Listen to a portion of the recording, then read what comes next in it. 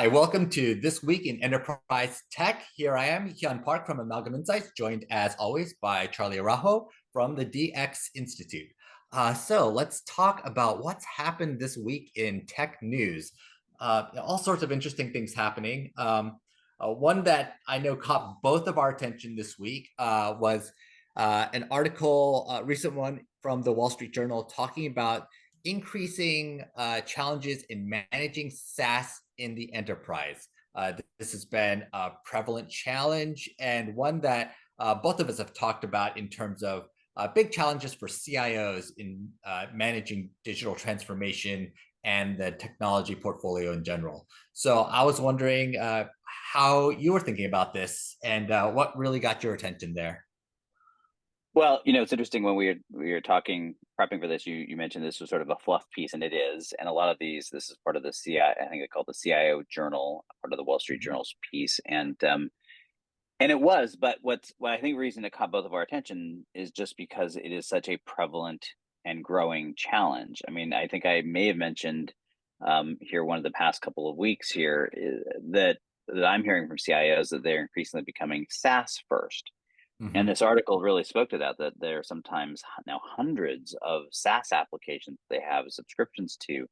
And so, beyond just the cloud, this whole idea of this whole entire SaaS layer, which of course Salesforce ushered us into and has just launched this whole thing. What was really fascinating about it is that it's now become I would say a management space on its own, right? Where you now need to start having a SaaS management strategy of how you're going to deal with this and how you're going to govern all of these, particularly because so many of them are, in fact, the whole premise was could be owned by a business unit, perhaps, right? And Right. so, what is IT's roles fundamentally shifted with that, and how do you now bring all that back onto it? So, one of the things the article addressed is the shadow IT wars were sort of over, and then is this sort of back again? And some of the CIOs were talking about pushing some of the administrative duties back out to the business units because they just Mm-hmm. didn't have the resources, but still needing a way to control it. And I just think it's a really interesting dynamic. I don't think this is a you know toothpaste that's going back in the tube. I think this is a done deal as far as what the future holds. But I do think there's going to be some really evolving practices about how you manage this and how you deal with it. And really, the article, there was no big aha. It just was like a whole bunch of people going, yeah, this is really hard, and a real pain, and we're going to have to figure something out, even though we don't necessarily have answers. Yeah, what I found interesting about the Wall Street Journal piece, a couple things. First is that there's this persistent trend of basically using 10x the number of SaaS apps that were being used a decade ago. So if you had 15 or 20 a decade ago, now you're looking at 200 in your organization, or even more as your company gets bigger and bigger. Recent numbers that have come out both from security vendors as well as application integration vendors seem to suggest that for the $1 billion plus enterprise, it is not uncommon to have 1,000 or more apps that are in your organization.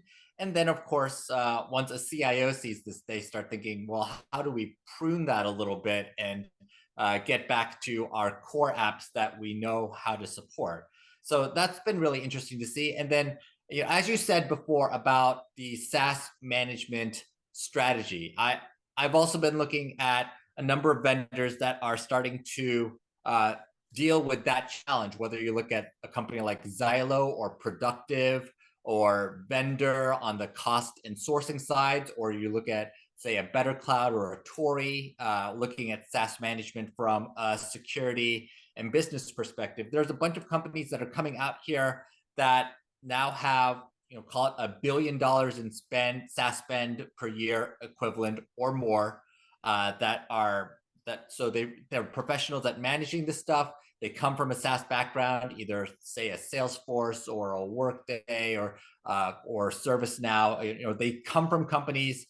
These founders have come from companies that are themselves large enterprise SaaS vendors and are now helping other enterprises to deal with this expansion in spend and management.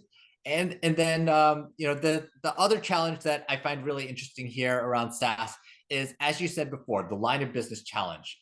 This is a half CIO challenge, half line of business, usually revenue related or marketing related challenge. And this is still very much in flux. Like half the time you look at a SaaS challenge, it's coming from the CIO. Half the time it's coming from some line of business department that has no idea how to manage the technology world in general, but they did know how to buy accounts for 500 different vendors and create a big mess. Well, and I do think there's another dimension. So I think you have the cost issue. And so when I Mhm. think about the strategy around it, it's really probably there's three dimensions. It's like I've got a potential cost sprawl problem. I got licenses that I'm buying for users that aren't using it. I also have a data and a control and a redundancy issue that I need to be dealing with as far as how do I ensure the governance layer when I am by default trying to democratize the use of these SaaS apps to right. Part of the whole reason we do this is it's about speed to market. I can move more Right. quickly by using something like a SaaS, but now I got to deal with the governance challenges of that democratized or decentralized approach. And then the last one, and this one is probably the one that we don't talk about as much, and that is this idea of adoption or its role in the Mhm. strategic layer. Because part of the reason you're seeing that 10x or more growth is because we're seeing more and more narrow banded approaches to software. We're coming up Right. with a SaaS solution that is this itty bitty solution to solve this one very specific problem. And it may do it very, very well, and it may be entirely necessary. But what we end up with now is a user, a business user is out there potentially using 10x number of apps to do their job. And that can create both breakdowns in the overall business process, but also just discontinuity in terms of the workflow and my brain exploding trying to remember how to use all these stupid things. Mhm. And so, there's companies like WalkMe, for instance, that are providing sort of a data layer that provides some intelligence around what are people actually doing with these apps, how are they consuming them, so it can give you visibility from a cost standpoint. But I think more importantly, it can give you visibility into how people are using these apps and how are the handoffs occurring between apps, so that you can start ensuring that not only are people using what they're paying for, but they're using it effectively. And so I think there's all these different layers that start to come into play, which is also why part of the thing this article was talking about, in addition to the shadow IT piece, is the rationalization piece. And I think this is going to be hard for all those reasons. I think we're not going to see a whole lot of success in mass rationalization like we probably would have 10 or 20 years ago. Mm. But I also think, as we've talked about a week or two ago, it's part of this push to why there's more focus on the big suites and these companies that have a much broader platform, like the Salesforces or like the Zohos, that have this entire collection of suites, because it sort of allows you to start lowering your footprint from a management governance, all these things we just talked about. So I think there's all these sort of forces at play that make it this an interesting challenge. Yeah, and when I think about the rationalization of SaaS, the department that comes up most often is project management. So it's easy to say, yeah, you just use Microsoft Project and you manage your projects that way. But there are so many issues with using a product like that. It's clumsy, it's clunky, it's not something that everybody knows how to use. So you start using something like an Asana or a Monday, and then you have the opposite problem that you can't handle the specificity of resources or vertical challenges or governance challenges. So then you go off to the other side. And before you know it, you've got 10, 15, 20 different project management solutions that you're using just within your organization. One organization, and you start wondering, why do we need all these different solutions, and when we've got 5 people using this and 10 people using that. So and then you start trying to figure out how to rationalize all this. But it never ends up being as simple as just saying, well, I'm the CIO. I want to do my top down recommendation and just make everybody use Microsoft and SAP. That's no longer an acceptable answer. Yeah, no, it is. I think like I said, this is not an easy solution, and that's why this is what makes these pieces sometimes in the CIO journal fluff pieces, because it quotes a bunch of CIOs saying, "Yeah, this is horrible," but without any real concrete ways. So I think this is also related to another article that we wanted to talk about, and that is this article about a shift at Salesforce specific to Slack, and I think it does talk about some of these challenges. We talked about integrated suites and why there's some increasing appeal, but where there's also potentially some challenges with those Mhm. transitions, particularly when you're dealing with acquisitions that have led to it. So I don't know if you want to tee up that conversation and we can sort of dive into that one. Yeah. So when Salesforce first bought Slack, I thought it was a really interesting acquisition, both because it was a gigantic multi-billion-dollar acquisition, and it seemed like a goal that Mark Benioff had been chasing after for a long time. He wanted a more conversational app. It is something that he can sell. Obviously, he's a very extroverted and conversation building person by nature. For anybody who's ever seen him talk or anybody who's met him, this is really obvious. He obviously wants apps and experiences that are better and easier to use. He gets that 100%, but he's not the guy who can build it. So he saw in Slack an opportunity to uh, purchase an application that had been extremely viral and had grown almost despite its lack of marketing overall. It was just literally so good that people just had to use it, at least in certain areas. So, he took this in, but then, since Salesforce has acquired Slack, it's not that they haven't tried to make it work, but that integration hasn't quite happened as expected. Slack was sold as the new UX for Salesforce, literally the way that we would start accessing apps overall. And then they got bypassed by this whole generative AI uh, trend that started happening the past couple of years, where that just worked better than Slack. And now they're having to rejigger everything and figure out how to actually make Slack and Salesforce work in a world where now there's this entirely new level of interaction that threatens to take over all these co-pilots that are coming into place. And in that regard, it was interesting to see this article on Slack where Parker Harris is taking a lead role in supporting Slack as this now CTO. Yeah, so the largely unknown co-founder of Salesforce has was I think the CTO of Salesforce for a very long time, Yes. Mm-hmm. um, and what I think is interesting about this, I mean, to their credit, they didn't at least destroy Slack. That was my biggest concern, Mm-hmm. during this acquisition, that Slack sort of ceased being Slack. It has largely kept, almost all of that original sort of magic and secret sauce that Yes. made it Mm-hmm. work. But to your point, I think there were big expectations of that it was maybe going to be the tail that wagged the dog and really shifted the whole way that Salesforce interacted and created that different UX, and none of that has really Mm-hmm. taken place. And then with all the turmoil of different executives and sort of the revolving door at Slack, there is this sort of sense that it is now the lost child or the redheaded stepchild. Mm-hmm. And so I found this article in CNBC fascinating, mostly by how little it said. I mean, it was a great expose, or not expose, Mm-hmm. a great sort of story about about this gentleman that most people never heard about. I actually, there's a Yeah. bunch of in there that I didn't know.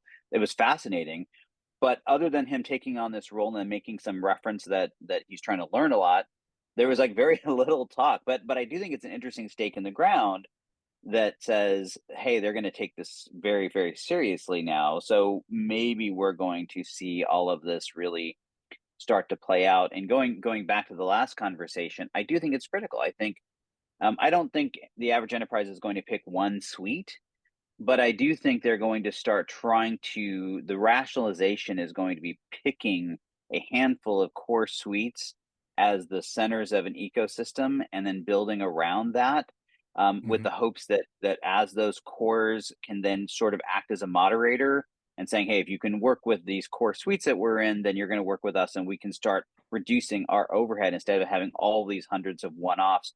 You're seeing that sort of play out in reality anyway in terms of organizations recognizing they have to be able to connect to these major platforms. But I do think it's going to be. I've been calling it the platform wars or the suite wars, and I think Mm-hmm. we're going to continue to see it play out. So I take this as a good sign, but a curious one for how little they're really talking about what it means. Yes. This attempt to further abstract everything, whether it be infrastructure, apps, everything back to a level of getting work done has been a challenge to some extent because as things get more and more abstracted, everything sounds more and more similar. And I know Salesforce's answer to that they want the answer to be just do everything in Slack, and you will literally be able to integrate to everything else. But there's some missing pieces there, some of which are solved by the likes of MuleSoft around application integration, and but they also need to be able to create some semantic information on the fly, have better context to what people are looking at. It's a big problem, and generative AI solves some of those problems with large language models that help translate what you're looking for into some sort of output or some sort of next destination. But even that's not going to be totally enough. And so I think everybody's trying to race to this next goal of the data driven decision or the data augmented capability that allows you to do the right thing. And that I think kind of segues into an interesting announcement that we saw on VentureBeat about startup. I think it's called Emma, EMA, that is creating this AI virtual employee. The idea of actually selling AI as a set of roles that can take over for hopefully some of the scout work that people are doing, but also I would imagine some of the white collar work that is very logic driven and probably better done by computers. Yeah, so well, let's see. What did we make it? I didn't track when we started this. I think we made it 10 whole minutes without talking about AI on this episode. And that's all Oops. we have left to talk about. Everything else is going to be some touching AI in some way. But so I actually think this article was in TechCrunch because I know we'll have the links afterward. But All right.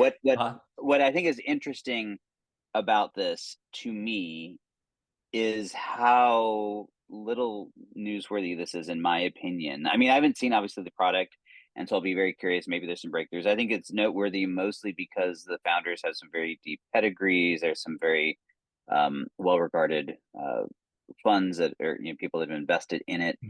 But what I think is fascinating is we've been talking about this idea of the virtual employee for a very long time now, to varying degrees of success. Automation Anywhere on the RPA side has been talking about their virtual workers. I mean, they probably coined this entire space for a long time now. There's a company called Amelia, which came from the IT ops space, which has a conversational AI agent that also has a sort of persona base that does a lot of this, has a really amazing technology, I think does a great job. There's another company called Soul Machines that has avatar based things that you can literally have it in a store and have this avatar that comes and provides. I mean, so and on and on and on. I mean, I just barely scratched the surface, but there's all these companies that have been doing versions of this virtual employee at different layers to varying degrees of success. And so unless this is some amazing breakthrough technology that we haven't seen, I was almost left scratching my head. But what I do think is it points to all of those companies that I just described. Well, Automation Anywhere obviously has been very successful, but really just based on the core of their RPA. All the rest of these have sort of struggled with people adopting this idea of an avatar-ish based interaction with a virtual employee and having them do a job. It's just a tough nut to crack as far as mentally to get over this hang up. There's I'm trying to remember who it was, one of the telecom, Five9 maybe, actually licensed their product like that, right? They had a call center agent, a virtual call center agent, and you literally hired 100 agents, and what that meant is no different than a human agent could take one call. Every virtual agent you hire could take one call at a time, and that's how they license it. And I found it interesting, but I think all of these companies have sort of struggled to get over that hurdle of it's just a very different way of thinking how we approach it, right? It's not how we purchase technology. It's not how we've deployed technology. But I do think that this whole era of generative AI is causing the general populace to shift and to become much more attuned and open to this idea. So maybe this may be one of those companies, right place, right time, not the first, but maybe with just enough of a different spin at the right moment, and boom, it lights on fire. So we'll see. They seem to have a lot of traction just coming out of stealth. So we'll see. Yes. So this is the latest in many attempts. I think all the way going, going all the way back to IBM Watson, and maybe even before that, the IBM Watson Health, IBM Watson, XYZ. There were so many attempts by IBM to get to this point, and back then, a decade ago, part of the challenge was uh, creating a rules-based approach that would allow you to imitate a role, and it never quite got there. Rules-based was good enough to win Jeopardy, but not good enough to replace your average customer service rep. So in some ways, the average customer service representative is smarter than Ken Jennings. So there's that for them, going for them. But I think it'll be interesting to see how this works. The founders, as you mentioned, one from Google, one from Okta, obviously companies that have done a lot in the tech space. So we'll see if that technological expertise plus venture funding will lead to getting to that next step.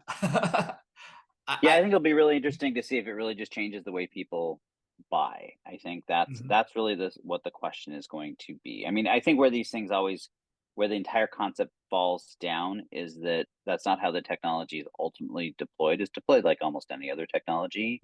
And so, we'll see. We'll see if it gets traction this time around. Yeah, and one of the challenges with AI has always been around how much you can trust it, right? And we're definitely running into that problem right now with LLMs, which are extremely confident, but not necessarily fact-based in the outputs that they are putting out. And in that regard, it was interesting that Congress actually took a stand, the United States Congress, for any global watchers. U.S. Congress took a stand on saying that we are going to fund AI safety team.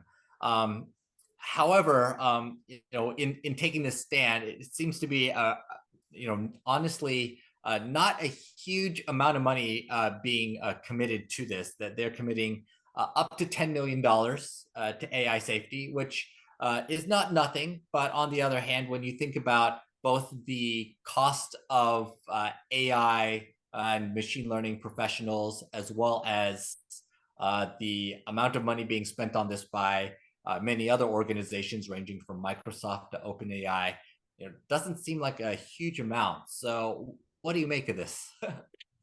No, not at all. I mean, I think they literally mean a team of like Joe, John, and Mary. I mean, it's just that's like it's a drop in the bucket. One of the reports I read that UK alone put 125 million into their team, and the EU number is much larger than that. It's honestly staggering. I mean, the US has always been, in my opinion, very behind on regulation and putting regulatory practices in place, particularly around anything related to technology. I'm not a big fan of regulatory anyway. I do think this is the right how. I don't know if you mentioned it's being housed. This team is being housed as part of NIST, which is Standards and Technology, or National Institute of Standards and Technology. Right. And I think it's the right place for it, because what we really need more than anything. I mean, I know all the focus is on safety because everyone's really concerned about all of those kind of things. I'm much more concerned about standards and controls and these things that really only government can do, which is establishing some of these policies that yes, it's about safety and about safeguards, but it's also just about having things normalized so that we can have interoperability and all of that kind of element. I tend to be a believer in the free market, in that we'll see the market do a lot of this on its own, because there is so much angst over this. But I have a good friend who used to, he and I would have long debates about this, and he would say, "I believe in capitalism, but a company will light their customers on fire if they can make enough profit at it." And it's just like, I think there's always that risk, and I think the biggest risk when it comes to AI is that not only do sometimes the companies themselves not understand how their own technology works because of the black box challenges, but clearly it's customers do not understand. And so the risks incumbent on, or incumbent with the fact that we're interacting, we're exposing our personal data, and maybe don't even understand the risk we're taking on. I think the government does have an important role to play, and there's just I don't know what universe that $10 million is enough. And in fairness, they're calling it a down payment, but it's barely even a start. So I'm a little dismayed at that, but I guess something's better than nothing. Yeah, at least they are putting a little money there. But yes, comparing this to the size of, say, OpenAI, which literally has a $10 billion commitment from Microsoft and is obviously productizing, but also spending a lot of that money on pure research. It seems like such a drop in the bucket. And I think your point about capitalism is a good one. So I have an MBA. I'm a business owner. I obviously believe in capitalism, but at the same time, uh, one of the things that I like warning people about is that when you look in biology at growth, unmanaged growth is literally the definition of a cancer. Cancer's not a healthy thing, but that's what happens when you have uncontrolled growth with no guidance and no governance. At the end of the day, that is literally the definition of a cancer. So you want to avoid that from a capitalistic perspective, because that leads to a messed up ecosystem, and there has to be some level of governance. I think it's interesting that when you look at tech founders and tech leaders, they've actually been asking for some sort of guidance or governance or legal structure to work with, if for no other reason than to work around it, such as when the internet first came out and we had Section 230 of the Communications Decency Act, and at least set the rules for how social media should work. Maybe those weren't the best rules, but like they got set, and then social media platforms knew what they could and couldn't do with user content, and that led to an entire market and led to our Twitter and Facebook and TikTok and everything else being able to take off afterwards.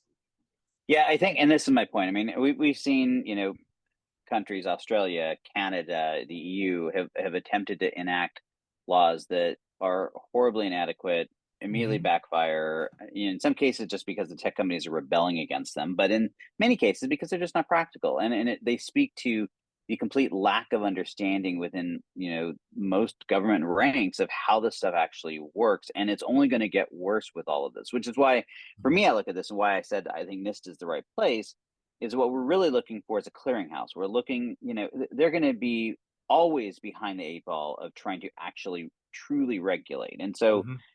you want to get some big boulders out there, some big teeth, big stakes in the ground, pick your metaphor, to have some at least some anchor points for protection. But mostly this is about creating a clearinghouse that everyone is together, everyone's on the same page, and where you can then create a bully pulpit.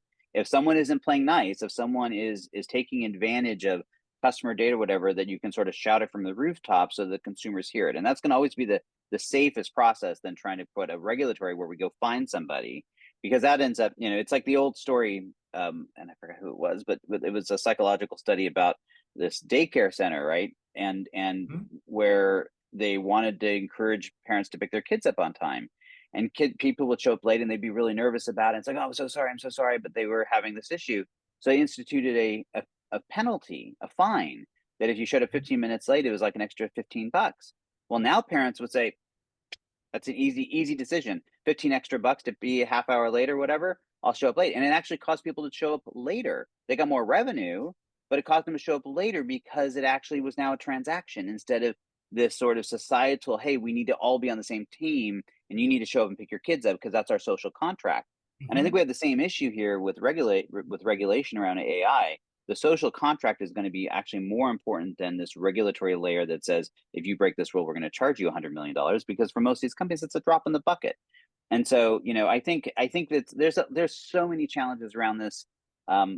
So like I said, I'm glad there's a first step, but I wish it was a little bit of a bigger one. Yeah, I'm actually wonder how important this will be in the long run, because when I think about the governance structures that really define uh, what companies tend to be worried about right now, there's some uh, data there are geographic issues associated with EU law. There's things about data residency, ISO 27001. Some companies care about HIPAA on the healthcare side, or FedRAMP on the government side. And I feel like at the end of the day, kind of those governance issues tend to come up a lot more than any specific standards around data governance. Um, Perhaps there's a foundational data governance standard that I'm missing that led to those governance issues. But I think that from a practical perspective, there are these commercial governance issues that are kind of filtered back to the rest of us, where we say, okay, well, HIPAA defined personally identifiable information this way, and it gave me an idea of where to start for how to actually protect that going forward. But we don't have that right now either for AI. So, I guess we got to start somewhere. Yeah, and I think the hard part with AI is that it's not, everything you just described is fundamentally driven on this idea of I've got structured data. I can Mhm. identify the data, it's mine. And the problem with AI is it's none of that. And so it's Right. going to be exponentially harder to execute on all of this. So yeah, I think, early days, I'm not putting a whole lot of credence in it. But we'll see. So, staying on the topic of AI, one something I really wanted, because you have this a great view on sort of all of this, the perspective from both the financial and the market. Um, Databricks made a very interesting announcement about Mhm. effectively, I forget what they called it, but not going public, but going semi-public, where they're basically going to start managing themselves publicly as like a public company and reporting financials and what have you, but not going public. So there was that part of it, and then they as part of that announcement, they make a reference to part of their business, and this is tying back into the AI story. So I'm just curious your read on that whole, I guess, the starting point of it as far as the non-public public thing. Yes, Databricks has been teasing the market with an IPO for years now. Obviously, the stock market would love it because they love when new big companies come into the market and are available, especially in tech, which has been a hot vertical for years. But Databricks continues to refuse to go public, basically saying that they have the ability to make the moves they want. They have enough money on hand to be able to make investments, such as their big acquisition of Mosaic ML last year to be able to make custom models. And at the end of the day, they don't feel pressured to move into the IPO, probably because there isn't much money for them to make. Quite frankly, if they IPO'd today, they would probably be going into a market where there's not that much upside and considerable downside if they miss a number by 1 penny, or have any sort of significant executive changes. I think of Snowflake, which has had an awful week this week from a pure stock market perspective, even though honestly their product hasn't really changed. Their actual revenue and actual business have not really changed over the past week, other than their CEO stepping down and moving into their chair full time into the chairman position and putting a technologist in charge. That's all that really changed. But everybody freaked out on the investor side, and Databricks probably looks at a move like that and thinks, why would we want to have to deal with the vagaries and the challenges of some random institutional investor and pressure to do random stuff. Well, what I find, I mean, I think this is a longstanding sort of challenge, and in fact, Mhm. I think it's been interesting, right? For a decade, it was like a single path. It was you take your Mhm. VC money, you go and you grow it, and you're either going to go IPO or you're going to get acquired, right? That was the path.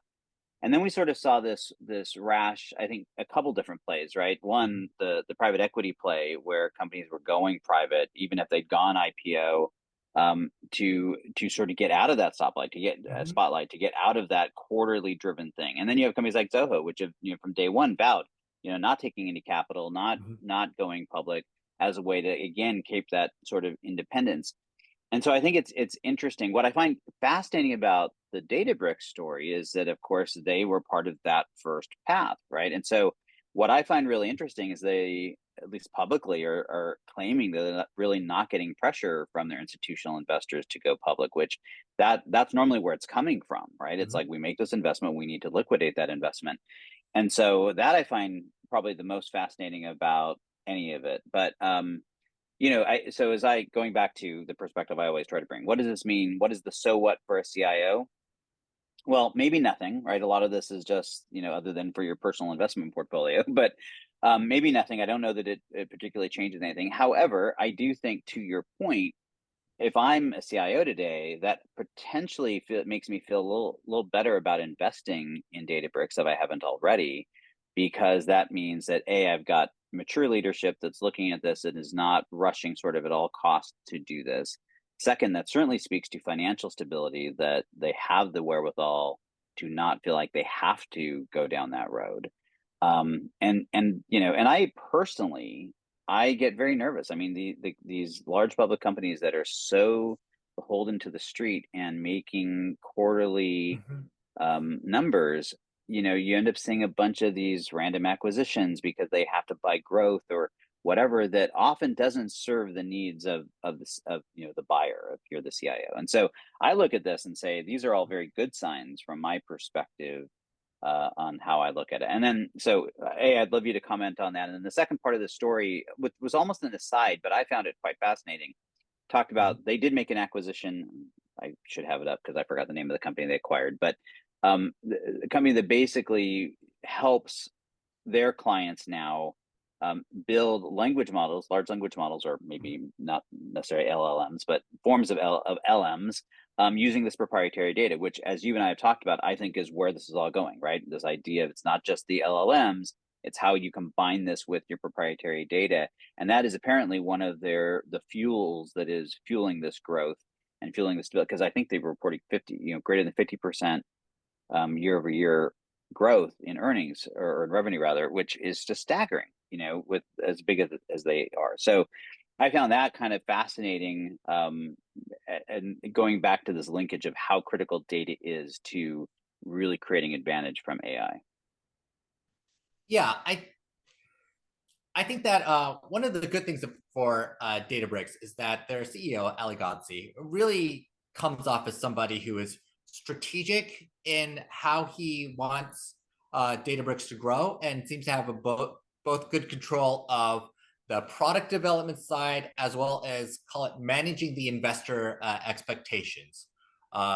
His investors don't give outward signs of being disappointed with the company at any point. And honestly, sales and growth have been good enough to allay any of those potential concerns. So I think the investors just see this as an opportunity to keep growing the business and be able to sell at its peak.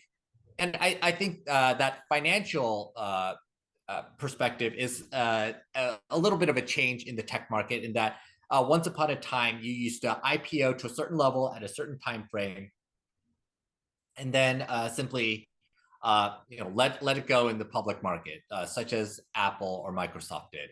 But nowadays, investors realize, wait, we can hold on to a company longer and maximize our value proposition, and then sell as high as we can get it. And we kind of saw that with the likes of Uber and WeWork. Not to say Databricks is like WeWork. I do not want to make that comparison absolutely directly, but there's this feeling of, well, we can maximize the value of the company and then sell, and then IPO when we've finally gotten to the point where we are near our maximum near-term valuation, rather than having to let it go and then see it 10x as a stock. I think that's not as great for the consumer investor, your Robinhood investor who wants to buy 3 shares of Databricks and make a bet. But it's great for these the Series A, Series B, Series C investors who see their investment keep going up and up and up without having to share that and get further diluted by public investors. So I think there's that, and I think it does give Databricks the freedom to be able to keep investing in companies like Glean or Mosaic ML. They care very much about being able to look at that data, being able to create these models, and being an end-to-end solution for machine learning and AI. They've been very clear about that. And 5 years ago, that was difficult for them because everybody wanted to buy some, Snowflake and just get started with their data. But at this point in time, as companies have basically figured out what they want their structured data to look like and are taking that next step, Databricks' long-term vision is coming to fruition and really paying dividends for them in terms of valuation, revenue, sales, all of that good financial stuff. So let's end on talking about long-term visions coming to fruition. Let's end on a little bit more of a fun topic that is at Sure. least not completely AI, but sort of related, and that is this whole idea of the emerging evolution of robotics. So Technology Review published an excerpt from a new book talking about, I think the title of it was "The Robots Are Coming, and That's a Good Thing." And what I think is fascinating is it's basically picking up on this idea we've talked for a while now about AI being more about augmented intelligence, this thing that Mhm. we're the human in the loop still playing a role. And what this article is really talking about is that same approach to robotics, where we've historically thought of robotics as entirely autonomous, that this Mhm. is this sort of new approach where deploying robots into very challenging environments, physical environments of different sorts, in which they really have not perfected the ability for them to operate autonomously yet, but by putting a human in the loop and to sort of guide and interact like a partner with them, they can now achieve these amazing Mhm. things. And it's a part of his whole book, and so there's more that we can get into. But I just thought it was a really fascinating thing, and I think it's going to robotics is not something we're talking about very much in the enterprise, unless you're happen to be an industrial or whatever. But I think we're going to see much Mhm. more of it. Yeah. Right now, when I think about robotics, it's either something like warehouse robotics, such as what Amazon has invested deeply into, and every other retail company as a result. Or on the other side, very specialized capabilities such as remote surgery, where, yes, you can have a surgeon come in and use robotic tools, but it is an extremely structured environment because obviously a few millimeters one way or the other is, and you have a disaster happening. So extremely structured. But I loved some of the examples in this article. One was creating a robot that could imitate cockroaches. Another example was imitating fish to look at the deep sea. The sea makes up 70% of the planet, and yet we have almost no idea what happens there because it's so difficult to look underwater, to be part of that underwater ecosystem, or to deal with deep sea environments where you have multiple atmospheres of pressure that would crush a standard robot or decoy or camera or what have you. So we have to build these specialized robots to be able to look at something that would happen there. And I think that's a fascinating idea that we could use robots to augment our visual capabilities, our tactile capabilities, our sensory capabilities, and interact with environments that we otherwise would not be able to do. I think, and from a practical perspective, thinking about field service or environmental concerns as a starting point, there's just so much there. I think to me it was one of these things that just started to scratch the surface. So in the case of Mhm. like the fish, they were talking about being able to study them without disrupting their behavioral patterns, which a human would do as an example. So I think there's those sort of situations. And honestly the same thing would apply in the case of like market research, right? If you can Mhm. somehow have something that integrates into an environment and can observe a complex interaction without disrupting it. And that's hard to do. I think one of the other examples was is I can't even imagine. They talked about a cold room that was, I think, negative 40 degrees, and that even in a cold suit, it was just too cold for a human to stay in for Mhm. more than a few minutes. And where you can put a robot, but this particular environment, for whatever reason, was just too complex for an autonomous robot to operate. So now Mhm. you put a human, and they were using gaming as a metaphor, as a mechanism type model, that they can now use a human to control this robot who's still working semi autonomously but to help guide it through when it gets stuck or whatever. It was just like mind boggling. And so I think what's going to happen is we're going to see these use cases when you start combining the development artificial intelligence, the things like LLMs, the different interfaces with, Apple's Vision Pro is an example of, right, these new Mhm. spatial interfaces that we can you start combining all this coming together with this new innovation in robotics. And I think it's going to, we're on the cusp of, I think, some really interesting things. And I don't really know what the impact's going to be at the enterprise level in any great detail, but my light bulb just started going off. There's going to be impact. It's like, and whoever figures it out first is going to have advantage. So I was like, okay, we need to dig deeper into this.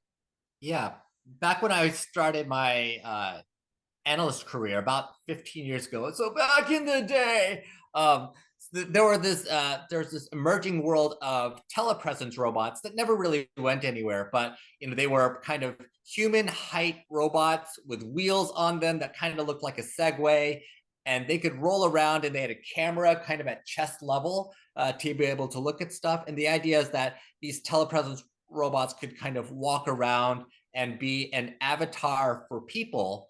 And it didn't work partially because the bandwidth was a little spotty, partially because wheels weren't really great for walking around the office and going up and down stairs, or for handling doors, or for doing some very basic things that you would need to do as a human being to be able to move around very well. And it didn't seem extremely trustable, honestly, to talk to a broomstick on wheels and have a human experience. So, all sorts of reasons that those telepresence robots never really took off. But you could see how some of the lessons learned from that could be used to understand workplace environments and user experience to a greater degree. So, taking a step back to when you were talking about application adoption early on, when we were talking about SaaS, one of the challenges with SaaS adoption and application adoption is understanding how an app is used in context and of the processes or the projects or the working environment that a person is in. Right now, that's a kind of a challenge to us because we don't really understand when an app gets chosen for a specific use case without either a lot of ethnographic research or hovering over an employee, which is not a super comfortable environment for anybody. And if there's a way to be able to take that combination of keystrokes and camera and larger working environment and outputs and goals and put it all together into a user environment, that might be an interesting robot of sorts. And it's going to look very different from simply the creating a specific human-sized or animal-sized robot, but it is the type of robotic management that we might need to create that UX that ultimately results in that better Slack or that better adopted SaaS app at the end of the day. Yeah, and I do think that's sort of maybe the big message as we sort of tie all these different pieces together, and that is that it's really about how do you look at all of these emerging technologies and adapt them? How do Mhm. you figure out all the pieces that you can to bring to bear within your organization to create advantage? And it's a complex thing. There's all these moving pieces and parts, and literally every single thing we talked about is affecting the enterprise in various ways and to varying degrees. And it's about sorting through all of it and not getting so myopically focused that you sort of lose sight of all of those forces. Because I think they are starting to really kind of crash down on the shores of the enterprise. And it's about how do you respond. And so, yeah, it's fun times, I guess. Right. And we talk about this for a reason. We talk about robotics, Vision Pro, metaversey things, not because they are cool tech. Like I really don't care about cool tech all that much, to be quite honest. But the CIO office has to look at these in conjunction with getting work done, keeping employees engaged, and making data and information and analytic outputs easier to integrate into processes at the end of the day. That's the part that is, business cool. That's the part that, we are interested in. That's why we talk about this stuff at the end of the day, because these are things that we have to consider for our near-term and long-term investments. And to said it better. Yep. Great. And on that note, it's great to catch up with you again, and look forward to doing this next week. If you're Next week. checking this out on YouTube, like, subscribe, and leave a comment. Take care.